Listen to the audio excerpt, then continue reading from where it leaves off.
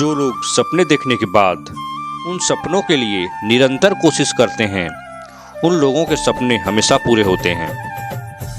अपने भविष्य को बदलना आपके हाथ में नहीं, लेकिन अपनी आदतें बदलना आपके हाथ में है। निश्चित रूप से आपकी अच्छी आदतें आपके भविष्य को उज्जवल बना देगी। असफलता खतरनाक बीमारी है जो सभी के जीवन में आती है। मेहनत और आत्मविश्वास इस बीमारी की दवाई है। ये दवाई असफलता रूपी इस बीमारी को ठीक करके हमें स्वस्थ बनाती हैं।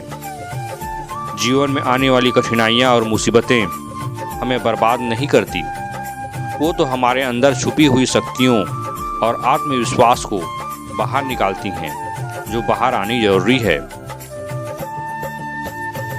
जो लोग इंतजार करते हैं उनको केवल उतना ही मिलता है जितना कोशिश करने वाले छोड़ देते हैं। आत्मसम्मान हमेशा आत्मनिर्भरता के आने पर आता है। बंद आंखों से देखे जाने वाले सपने सपने नहीं होते। सपने तो वो होते हैं जो आपको सोने नहीं देते। शिखर तक जाने के लिए ताकत और हौसला चाहिए। वो शिखर चाहे माउंट एवरेस्ट का हो या अपने काम का।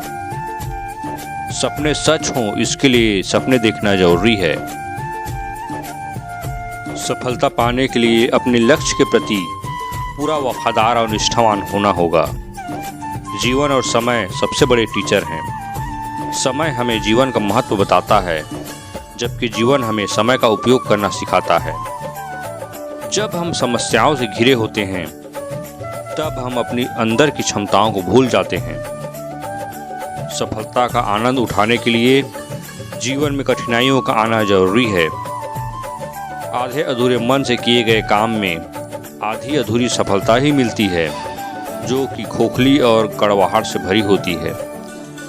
महान लोग समस्याओं से घबराकर कोशिश करना नहीं छोड़ते हैं। कुछ चीज़ों को बदलना हमारे हाथ में नहीं होता, यह बात हमें स्वीकार करनी चाहिए।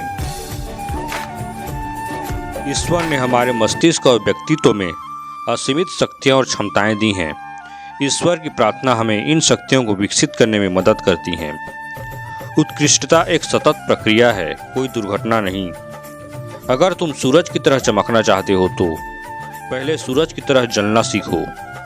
हमें हार नहीं माननी चाहिए और हमें समस्याओं को खुद को हराने नहीं देना चाहिए।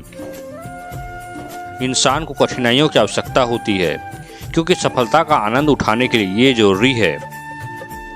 जीवन में समय चाहे जैसा भी हो, परिवार के साथ रहो। सुख हो तो बढ़ जाता है, दुख हो तो बढ़ जाता है।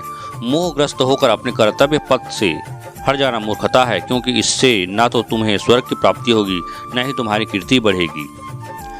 सत्संग ईश्वर की कृपा से मिलता है, परंतु कुसंगति में पड़ना मनुष्य के अपने ही हाथों में होता है।